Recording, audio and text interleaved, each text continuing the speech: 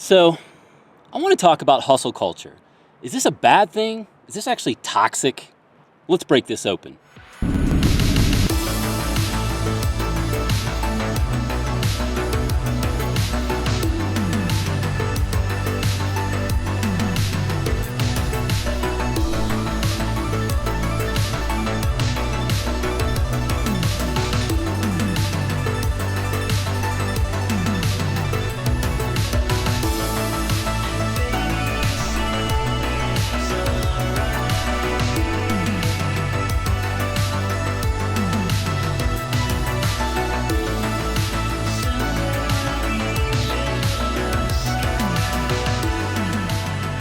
So, I want to talk about a couple of concepts here, and perspective is definitely one that I want to talk about, but table it for a second and talk about the word busy because a lot of us use busy, and I'm sure you've heard this, you've said it yourself, or you've heard people say it to you. And a couple of things when we break that open is that if you're always busy, is it that your time management is just really broken and you're really not effective at getting things done? Or is it actually validation for you because everybody around you is busy? So that's validating for you. Or is it something like a facade, a filter, something that you have to put up because you're not really happy about where you are and what you're doing or what's going on in your life? So you create busy as a distraction. So let's actually break open the first part of the perspective here and using myself as an example, especially growing up, because we don't know where people have come from all the time or where they are in their lives or what they're struggling with, what their pain points are. So when they say hustle, it could be a completely different thing because growing up, it was just my mom and I. She raised me by herself. And basically she got sick, like pretty sick, and lost her job, and we pretty much went from doing okay to not okay at all, and having bills unpaid and limited food in the house. I remember actually having I was a free lunch kid, and that's when they actually had free lunch tickets that were labeled that you people knew that you were a free lunch kid. There was no hiding that at all. Same thing with like food stamps. There were no like debit cards that looked like a debit card or a credit card or anything. Like this was literally like food stamp action here that we had to pursue. And I got a paper route. I was mowing lawns. I was doing lemonade stands, whatever I could do on top of going to school and really just trying to be a kid. All right, so let's actually talk about the building and scaling aspect and not just up this rock face. But when it comes to being a business owner, when it comes to being an entrepreneur, there are some things that are said, things that you hear, like you don't have a family or you don't have a partner, someone that is relying on you, your time, and your energy at home, then that's the time to put pedal to the metal, punch the gas, and go. And to some degree, that could be correct, depending on if that is how you want to set things up. Because I feel that there is a time in your life where, yeah, the responsibilities might be limited, and this is not across the board. This is not for everybody. But I don't think that you should jeopardize your health, your safety, eat, sleep, work out, do those things, the self-care, but maybe a little bit less of the distracted stuff so that you can be intentional with your time. And I know that many of you out there might watch Gary Vee as an example, and maybe even back in the day, like when his kids were much younger, and he used to say things like, it was all about just doing the work, and he might slip back to at home for dinner or to hang out at bath time and to do stuff around that time and then head back to the office. And you know what? If that works for him, that's great. For me, though, I actually started a company with my kids at home as babies. And I just wanted to be involved. Like, I wanted to be a part of that whole thing of being involved in the household. And the household is run like a business too, but also into their lives. Not just home for dinner time, but to actually prepare and feed them dinner and to change diapers and to clothe them and bathe them and all of those things. And as they're older now, and this is one of the reasons why I don't take a lot of traveling gigs to go speak or to do work like outside of my backyard, is because I want to be there for them for the soccer games and for whatever's going on in their lives, because that is important to me. And so I've prioritized that, and I have constructed my hustle around that. So I am still hustling, but I'm actually time blocking so that I get a chance to do all of those things. And it's not perfect. The schedule always changes. It's always fluid. It's never finite. It's never linear. But the point is that the whole time blocking thing and trying to get things done to become more efficient, and again, it's still hustle, is that right now I am literally recording, getting footage and doing like talking head stuff and vlogging and all this other stuff for 3 separate videos. Now I have outlined in my notebook that's in my backpack notes and what I want to talk about and some of the high points. And so that piece is where, with time, with experience, and with the desire to actually learn how to do it, like fail and then fail again and then hopefully succeed, but then fail again, like I figured that part out. And it's not always going to be like fluid. It's not always going to be perfect. It's not always going to go off without any hitches. So speaking of any hitches, gotta get down here. So I may actually have to put the camera down or focus on what's in front of me. That's the thing. Focus on what's in front of you sometimes.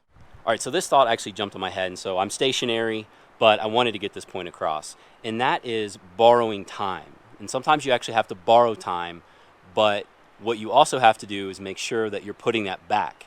Because I look at it as like the game of Jenga. And so my family, as an example, my own health, nutrition, and just my personal time is that if I have to borrow time from my family, basically saying like, hey, I need to go film something, I need to go create something, I need to do something for work. But what I will also do is block out extra time on either the back end or the front end with them so that it doesn't feel like there's much of a loss there. Same thing with working out. So I actually work out pretty regularly. So let's say that I have a Monday, Wednesday, Friday schedule as an example. But on Wednesday, I really need to be somewhere, and I normally get up at 4 or 5 in the morning to work out. But let's say that I can't do it that morning. Well, I'm going to borrow that time. So then maybe instead of doing Monday, Wednesday, Friday, I might do Monday, Thursday, Friday, or something like that. But just make sure that you're putting that time back, because in the game of Jenga, you keep pulling from the foundation and stacking on top of it, it's going to collapse. Well, so hopefully I actually packed all my camera gear back in my backpack because I don't feel like scaling that again. But let me break down or open up, pivot back to a concept, Gary V, and just that entrepreneurial mindset of always wanting to hustle and do the business. I can't teach this. I can only share with you, especially having knowledge that if you had a situation or you currently are in a situation that you're not in love with and you're trying to improve that situation, when you're an entrepreneur, when you're a business owner, that's what you're always trying to do. You're always trying to build and improve and get that product or that service or that entertainment, that creative, whatever it is that you're doing into the hands, the minds, the ears, the eyeballs of as many people as possible. And you do think about it a lot. You are in love with it. And again, I don't think that's something that you can teach. It's just something that you have to see, something that you have to feel, and something that you have to know it really does exist. But you have to work your butt off for it. And I work my butt off and make sacrifices. But it's not just about building something that's bigger than me and sacrificing time with my family or the things that I'm doing for myself, but I'm actually doing it for myself and my family so that maybe we can have the financial freedom to do those things, to do the things that we need to do, but also the things that we want to do.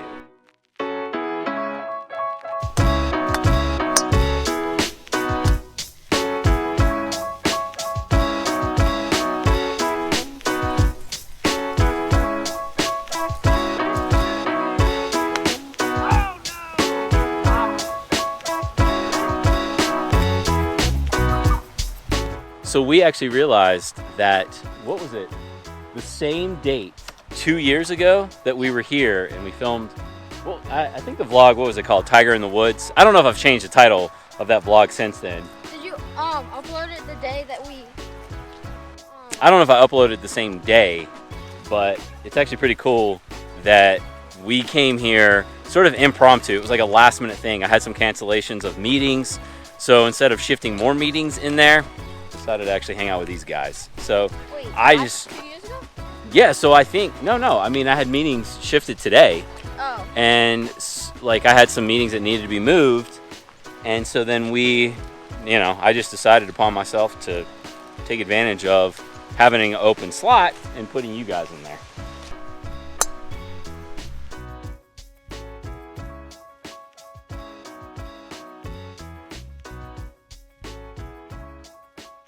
So I'm really interested in breaking down and expanding this hustle culture definition, because I know that it's born from where people are working harder, faster, longer, sacrificing themselves and those around them that they love the most when it comes to hustle. So I get that piece, but there's also a culture out there of individuals that not only have to hustle because it's about survival, but also the hustle that surrounds a goal. And I think the biggest thing is that if you have a goal and it's your goal, it's not about looking out there and scrolling through social media and saying like, I've reached a point in my life where I should be here. I should be where they are. I should have those things. I should have those finances. I should have that freedom. That'll be a fast track to feeling bad about yourself constantly. Now, knowing who you are, self-awareness is always key. And I've said that in several podcasts and videos.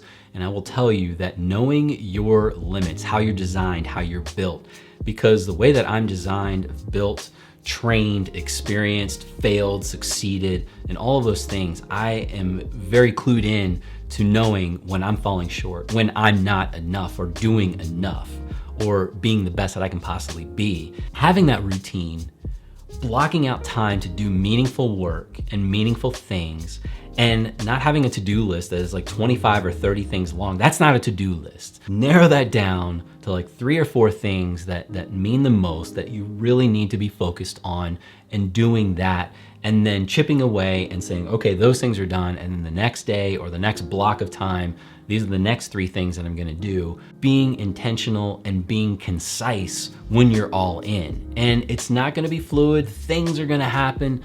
Just maintain a cadence that you're able to pivot and shift when you need to shift. Because doing it at a cadence that is comfortable for you and how you're designed and what you've worked up to, because when you look out there and you are scrolling through things and you're saying like, these people are grinding and hustling and moving forward and they're getting it done, and so I can just do that like right from the get.